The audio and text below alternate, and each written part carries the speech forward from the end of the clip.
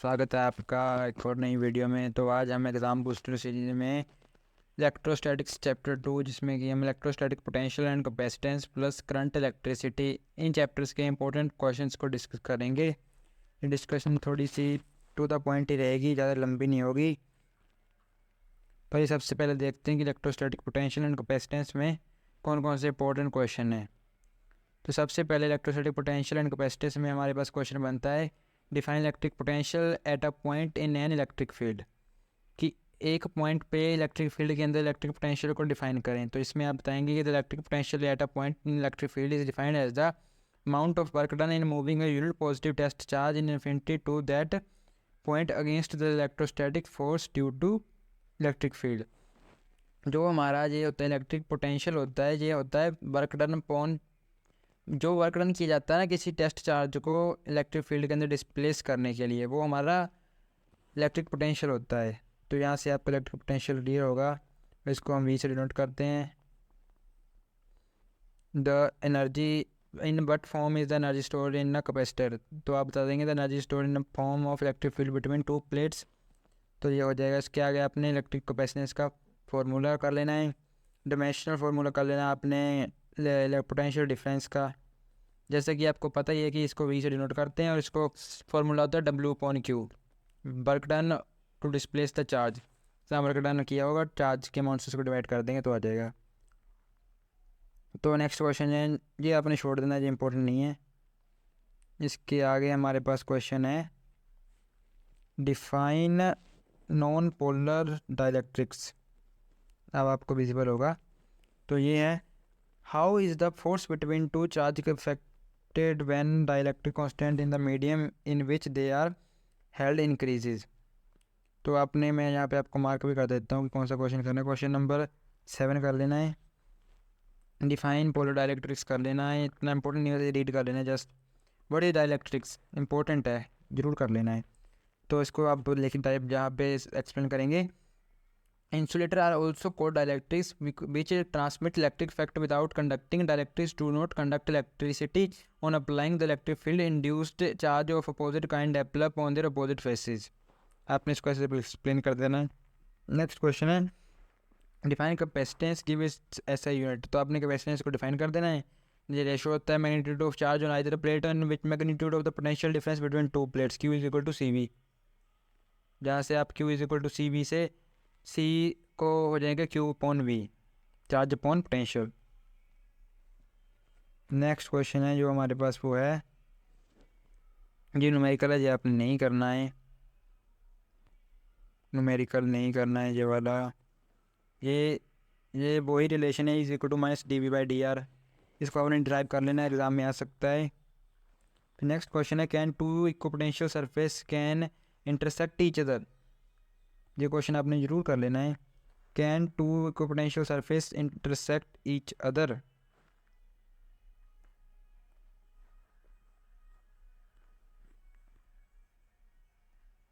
तो यहाँ पे आप इसको क्या करेंगे, मैं थोड़ा सा ऊपर कर देता हूँ ताकि आपको विजिबल हो जाए।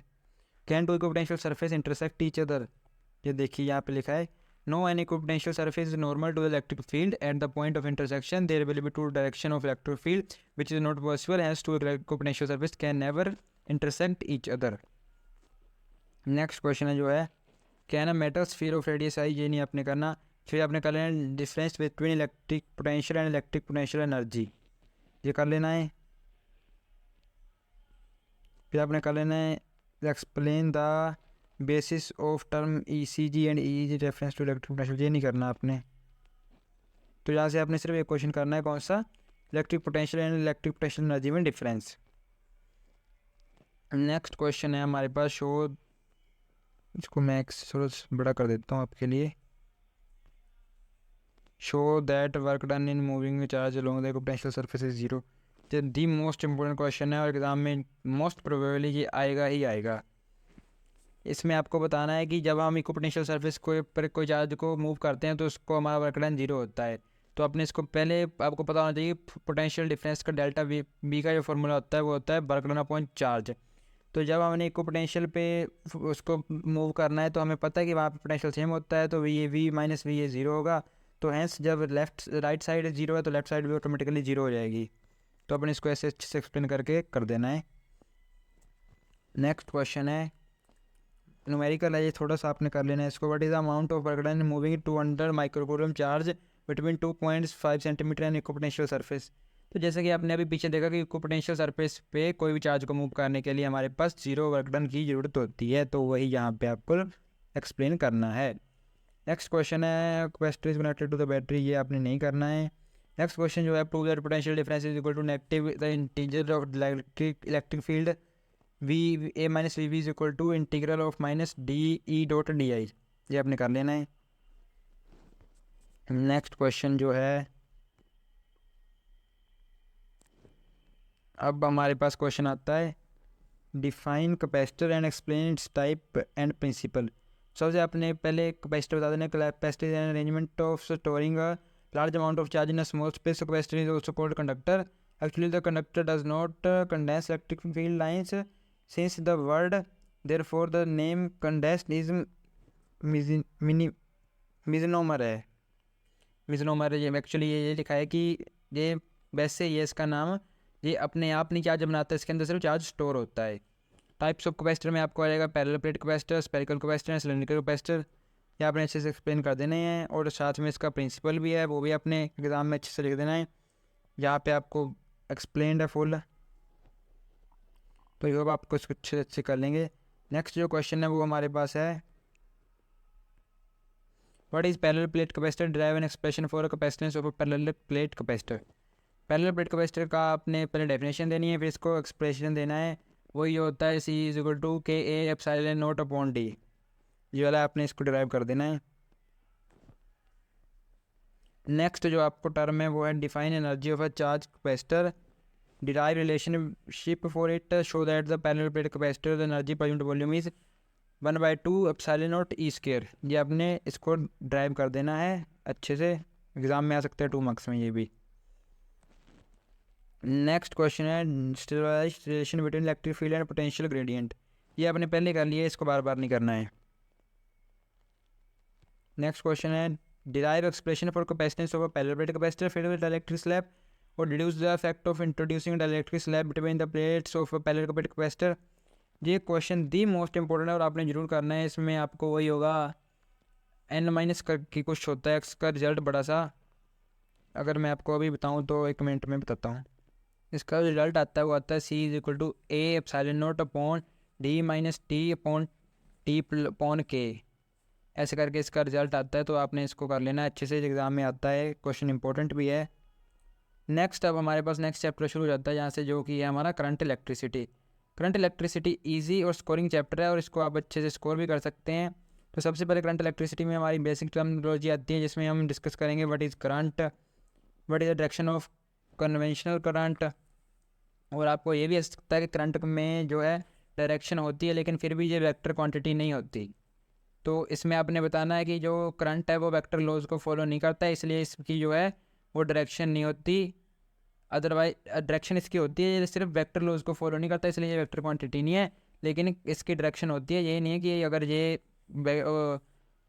डायरेक्शन है फिर भी ये वेक्टर क्वांटिटी नहीं है, तो इसलिए नहीं है क्योंकि ये वेक्टर लॉज को फॉलो नहीं करता। एडिशन में ये डायरेक्टली अलजेब्रिकली ऐड हो जाता है, इसमें कोई हमें रिजल्टेंट वगैरह मानने की जरूरत नहीं पड़ती। तो ओम हो जाता है resistance of capacitor set to be 1 ohm if potential difference is 1 volt and cause current of 1 ampere to flow through it. Ohm's क्या होता है, बेसिकली ये होता है V is equal to I R. जब पोटेंशियल 1 होगा और करंट भी 1 होगा तो R is equal to 1 ohm हो जाएगा, और इसको हम 1 ओम बोलते हैं, जो कि रेजिस्टेंस की इससे यूनिट होती है ओम। नेक्स्ट क्वेश्चन है what are non ohmic device, the device which do not obey Ohm's law is known as non ohmic device. इसमें जो V और I का ग्राफ होता है वो नॉन स्ट्रेट लाइन होता है। नेक्स्ट क्वेश्चन है wire resistivity rho is touch to double its length what will be its new resistivity.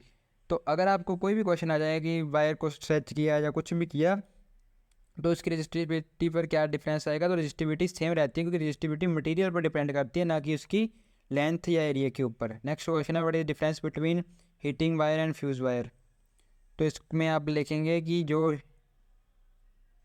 Heating wire was highly resistivity and high melting point, और fuse wire has a high resistivity but low melting point. जो heating wire होती है उसकी resistivity and melting point दोनों बहुत high होते हैं, लेकिन जो फ्यूज़ वायर होती है उसकी रेजिस्टिविटी हाई होती है बट मेल्टिंग पॉइंट लो होता है, ताकि अगर करंट ज़्यादा आ जाए तो उसका जो फ्यूज़ है वो फ्यूज़ होकर मेल्ट हो जाए और हमारा अप्लाइंसेस इलेक्ट्रिक अप्लाइंसेस बच जाए, उसको कोई डैमेज ना हो। नेक्स्ट क्वेश्चन जो कलर कोडिंग है, अगर आपको बीबी यूरो और फ्रेड ब्रिटेन है वेरी गुड वाइफ वाला निमोनिक याद है और पता है कि टोलरेंस कैसे इसकी वेरी करती है, तो ही आप इस क्वेश्चन को कर पाएंगे और ये क्वेश्चन एग्जाम में आता है और स्कोरिंग है, इसलिए आप कलर कोडिंग जरूर कर लें। नेक्स्ट क्वेश्चन है वाई कॉन्स्टेंटाइन और manganin are chosen for the construction of standard resistance. तो आपने इसको अच्छे से एक्सप्लेन करना है, इतना आसानी इसमें आपने बता सकते हैं कि these are alloys and their resistivity is very high and temperature coefficient of resistance is very small. जो इनका अल्फा होता है वो वेरी वेरी स्मॉल होता है और इनकी रेजिस्टिविटी वेरी वेरी हाई होती है। तो ये करंट की वैल्यू कम होने या ज़्यादा होने पर ना तो ये अपनी प्रॉपर्टीज़ को लूज़ नहीं करते हैं, इसलिए इनको हम स्टैंडर्ड रेजिस्टेंस वायर बनाने में यूज़ करते हैं ताकि हमारी जो रीडिंग है वो बिल्कुल एक्यूरेट आए, उसमें कोई भी एरर ना आए। नेक्स्ट क्वेश्चन है calculate the number of joules in 1 kilowatt hour. तो आप ये वैसे भी याद कर सकते हैं और इसको ड्राइव भी कर सकते हैं 1 किलोवाट आवर। तो आपने सबसे पहले इस वर्ड को देखना है किलो, किलो मतलब 10⁻³ वाट, आवर है तो आवर को मिनट और मिनट को सेकंड में कन्वर्ट करना है। तो इसको आप सोल्व करके इसका आंसर इजीली गेट कर लेंगे 3.6 × 10⁻6 जूल। नेक्स्ट क्वेश्चन है ये आपने नहीं करना है, why is letter I use to represent current, the letter I, ये क्वेश्चन भी नहीं करना है, वैसे इसकी कोई ज़रूरत नहीं है। If there any change in the drift velocity of electron with the rise of temperature, तो आप इसको बता सकते हैं, कर लेना इस क्वेश्चन को। The drift velocity of electron is equal to E tau upon M, जैसे कि आपको पता ही है। तो जब हम इसमें इलेक्ट्रॉन टेम्परेचर को बढ़ाएंगे तो हमारी जो ड्रिफ्ट वेलोसिटी है वो डिक्रीज़ हो जाती है, क्योंकि ये टेम्परेचर के इन्वर्सली प्रोपोर्शनल होती है, क्योंकि रिलैक्सेशन टाइम टाउ होता है। और नेक्स्ट क्वेश्चन है large number of electrons are present in metal, why is there no current in the absence of electric field. तो आपको अच्छा क्वेश्चन है कि इलेक्ट्रॉन्स जो है मेटल्स में लाखों की का संख्या में होते हैं, लेकिन फिर भी इलेक्ट्रिक फील्ड की एब्सेंस में उनमें कोई करंट नहीं होता। तो इसमें आप बताएंगे in metals the current is due to directed flow of charge in the absence of electric field electron move randomly. वही है ना कि अगर करंट बनाना है तो उनका मोशन जो है वो एक डायरेक्शन में होना चाहिए। इलेक्ट्रिक फील्ड की एब्सेंस में करंट जो इलेक्ट्रॉन है वो अपनी मर्जी से घूमते रहते हैं, तो उनका कोई एक डायरेक्शनल फ्लो नहीं होता, इसलिए वो वहाँ पे इलेक्ट्रॉन जीरो करंट फ्लो करते हैं। नेक्स्ट क्वेश्चन है why is carrying current is it charge, explain. ये वाला क्वेश्चन आपने कर लेना है, इसमें आपने एक्सप्लेन करना है कि अगर वायर में करंट है तो वो चार्ज नहीं है, क्योंकि वो ड्रिफ्टिंग कर रही है इलेक्ट्रॉन को इधर से उधर, लेकिन इसका मतलब ये नहीं कि उसके अंदर चार्ज है। नेक्स्ट फिर आप कर लेंगे यहाँ पे थोड़ा सा स्कोर आप एक्सप्लेन कर देंगे कि नंबर ऑफ फ्री इलेक्ट्रॉन को वो एक जगह से दूसरी जगह ट्रांसफ़र कर रही है, लेकिन उसके अंदर कोई नेट चार्ज नहीं है, कि जितने वो इलेक्ट्रॉन यहाँ से ले जा रही है उतने ही वहाँ पे पहुँचा दे रही है, तो वहाँ पे नेट ज़ीरो हो रहा है, पॉजिटिव नेगेटिव बैलेंस्ड है। नेक्स्ट है of the bulb in house, ये आपने नहीं करना है, इतना नहीं है, कर भी सकते हैं वैसे। जो आपको है कि पावर रेटिंग का क्वेश्चन है, glow brighter than the other has large resistance, इतना इंपॉर्टेंट नहीं है। नेक्स्ट क्वेश्चन इंपॉर्टेंट है, the connecting wire are copper made why, कि जो कनेक्शन की वायर्स होती हैं वो कॉपर की बनी होती हैं। ऐसा इसलिए होता है क्योंकि जो कॉपर की कंडक्टिविटी है वो बहुत ज़्यादा होती है, तो इसलिए वो कम रेजिस्टेंस ऑफर करती है, इसलिए इनको यूज़ करते हैं। नेक्स्ट क्वेश्चन है the resistance are in the ratio of 1:4, if these any connected in parallel the total resistance become 20 ohm. तो इसको सोल्व करने के लिए सबसे पहले आपको ना पैरेलल में जैसे रेजिस्टर लगाते हैं तो उनका फॉर्मूला पता होना चाहिए। अगर पैरेलल में रेजिस्टेंस लगे हैं तो इनका होता है 1/R net is equal to 1/R1 plus 1/R2। Formula में आप पुट करके अपना आंसर फाइंड कर सकते हैं। नेक्स्ट क्वेश्चन भी आप करेंगे, but do you mean by specification of bulb और other electric appliances. Specification of bulb का मतलब होता है कि यहाँ पे हमें पता होता है कि वर्किंग वोल्टेज एंड पावर कितनी ये हमें डिलीवर करेगा। जैसे कि बल्ब के ऊपर लिखा होता है कि 220 वोल्ट एंड 20 वाट, मतलब कि ये होता है कि वो 220 वोल्ट पर तक वर्क करेगा और उसकी जो पावर एफिशिएंसी वो 20 वाट है। तो इसका मतलब ये होता है, इस क्वेश्चन को भी आपने अच्छे से एक्सप्लेन कर देना है। एक का यहाँ पे आपको फॉर्मूला होता है I is equal to NE/AVD, तो वो भी आपने जरूर कर लेना है और ड्रिफ्ट वेलोसिटी की डेरिवेशन कर लेनी है, ये इंपॉर्टेंट है इस चैप्टर में। फिर आपने कर लेना व्हाट आर द कैरेक्टरिस्टिक्स और basics of a fuse wire, ये क्वेश्चन कर लेना है। नेक्स्ट क्वेश्चन है न्यूमेरिकल है, इतनी इंपॉर्टेंट नहीं है लेकिन आप इसको कर सकते हैं कि एग्ज़ाम में अगर आ गए तो आप इसको अटैम्प्ट कर सकें। मैं पर्सनली आपको रिकमेंड करूँगा कि आप ये जो क्वेश्चन है, what do you mean by 1 unit of electric energy in domestic use, ये आप कर लेना। नेक्स्ट क्वेश्चन है, standard resistance coil are made up of which material and why, ये आपने जरूर कर लेना है कि ये eureka nichrome and constant manganin की बनी होती है, क्योंकि इनका जो अल्फ़ा होता है वो वेरी वेरी लो होता है, निग्लिजिबल होता है, और रेजिस्टिविटी इनकी वेरी हाई होती है, और मेलेबल एंड डक्टाइल तो ये होती हैं। नेक्स्ट क्वेश्चन जो है वो हमारे पास पोटेंशियोमीटर की वर्किंग का, मतलब कि कंप्लीट पोटेंशियोमीटर, कुछ भी नहीं छोड़ना उसमें से, और एक मीटर ब्रिज, व्हीटस्टोन ब्रिज, या इसको आपने क्रिचॉफ लॉ की मदद से बता देना है। यहाँ पे 2 टॉपिक बचे हैं, वो मैं आपको नोट डाउन करवा देता हूँ, वो आपने अपनी बुक से करने हैं। एक तो है क्रिचॉफ के लॉ, दोनों लॉ कर लेना है अच्छे से, और I is equal to NEABD नावेद, और एक ड्रिफ्ट वेलोसिटी की जो डेरिवेशन है वो, ये 3 क्वेश्चन। और इतना मैं आपको एश्योर कर सकता हूँ कि आपको 95 to 99% एग्ज़ाम इन्हीं क्वेश्चंस में से आएगा। क्वेश्चंस चेंज हो सकते हैं, लेकिन इनके जो कॉन्सेप्ट है वो इन्हीं में से होंगे। आप अच्छे से क्वेश्चन को रीड करना, आपको बिल्कुल क्वेश्चन आ जाएगा, और एक्सप्लेन अच्छे से कर देना तो आपको बिल्कुल बहुत अच्छे मार्क्स आ जाएंगे। तो आई होप आपको वीडियो अच्छी लगी होगी। धन्यवाद, थैंक यू वेरी मच।